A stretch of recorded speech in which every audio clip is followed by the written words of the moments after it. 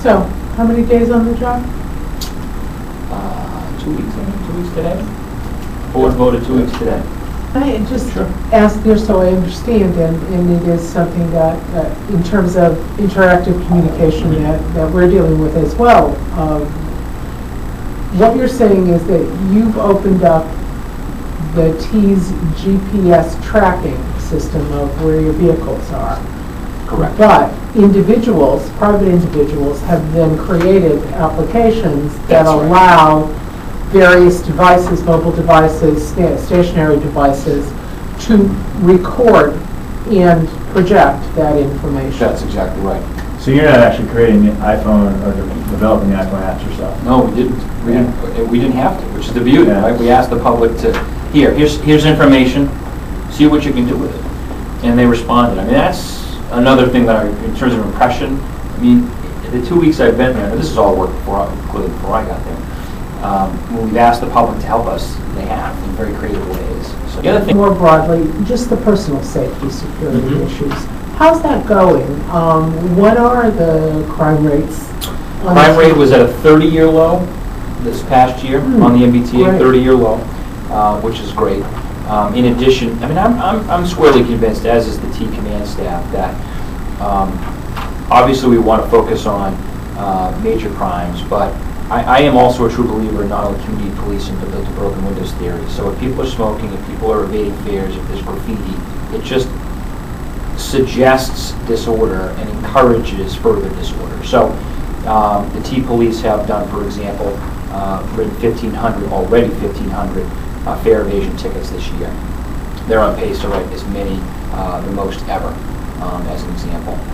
Same thing with smoking. It's illegal to be smoking in T stations on T property. We've written more tickets this year than in any 3-month period before. We expect that trend to continue. Crime is definitely down in the transit system. The cameras have helped. We've also put in some intrusion detection software and cameras at some tunnel locations, underwater, I should say, tunnel locations. So if there's any, we haven't announced this yet. We're waiting, frankly, for probably someone to intrude, which happens from time to time. And nothing, usually either someone who may have had a couple of too many cocktails or maybe someone who's homeless is sort of wandering down a tunnel. But that technology has been implemented in a couple of key places over the last several weeks. Again, with Homeland Security, TSA money, and stimulus money. So we're always trying to keep the fares as low as possible and increase the non-fare revenue. And this has been a very difficult economy to do that. Headcount's down; it's below 6,000 employees for the first time in how many years, Joe? Several years? At least 5. At least 5. So we've tried to be creative in how we're managing the operation safely, but also more efficiently. And so that's helped. So the wage line item is down. Healthcare continues to go up like every employer in the Commonwealth. And the ride, that is a big expense line item, which was discussed in the David D'Alessandro report. It's been discussed. We had a contractor who pulled out at the very last minute last year, and that line item is about $9 million over budget this year, which is a huge hit for us. So You mean fiscal year? fiscal year 10, that's right. That's right. It's about $9 million over budget. So, I'm sure you're familiar with the David D'Alessandro report on the fiscal side. I think it did a good job of debunking the myths around why the T is in the fiscal situation it is, which is to say it wasn't because of runaway collective bargaining agreements, it wasn't because of runaway perks. It's largely because of the debt and the expansion that's occurred, and at the same time, the revenue projections that were put in place when forward funding was implemented in 2000 have not come home to roost. My salary is established for the first year, and it's not established in years 2 and 3. And that was the request. The governor, the secretary, and the board set it for the first year, and then evaluate me after the 12 months. That's what I expect as a professional. I expect to be evaluated on, and I gave them some sort of key metrics to be, the general metrics to be evaluated on. And if I'm deserving of a raise, great. If I'm not, then we'll have that conversation. But it just shouldn't be assumed that you get something every year. Now I know there's a danger in that. Sometimes politics gets into it, but I'm willing to take that chance. I'm willing to hopefully make my case that we've had a good year around those performance measures. And if we haven't for whatever reason, I'm not deserving more. So.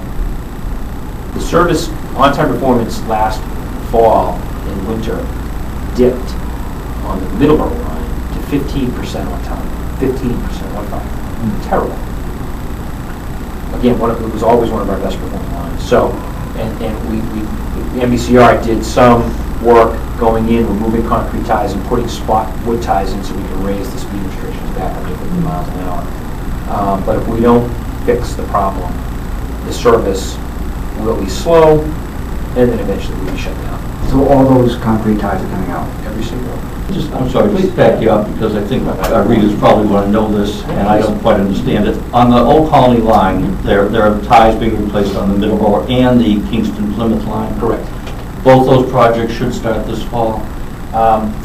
Yes, but we will not do it concurrent. We will do them consecutively. Okay, so we won't be disrupting both lines at once. And I'm not sure we've decided yet which will go first and which will go second. So you will have the Middleborough line, the Middleborough Lakeville line. You'll have Kingston Plymouth, and you will also have, importantly, Braintree to Boston, which also would impact the Greenbush line at some point, because those are local ties from 1997. So that's going to have to be carefully done. We expect to do that probably at the end of the project, which will probably be in the fall of 2011. So Braintree, fall of 2011. Braintree to Boston. That's right. Braintree to Boston, and the other two, And the other two spurs. between now and then. That's right. Sometime fall 2010 That's through right. 2011. That's right. Okay. But not during the winter. Right. Now, one of the things I again. And I'm happy to, by the way, do a say- briefing for you on that. I mean, I can have a team, come down and brief you just to get more detail. We would love that, and also, because we're techie now, this is the kind of thing that's made for web.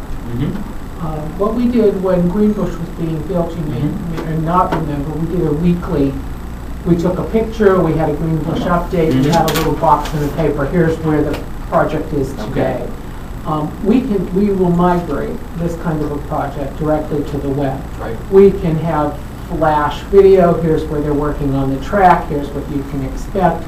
So anything you can think through of how we might Instruction pictures communicate or updates. to, I mean, or we've got 2.5 million page views a month on patriotledger.com. So you're my parents to read the ink though.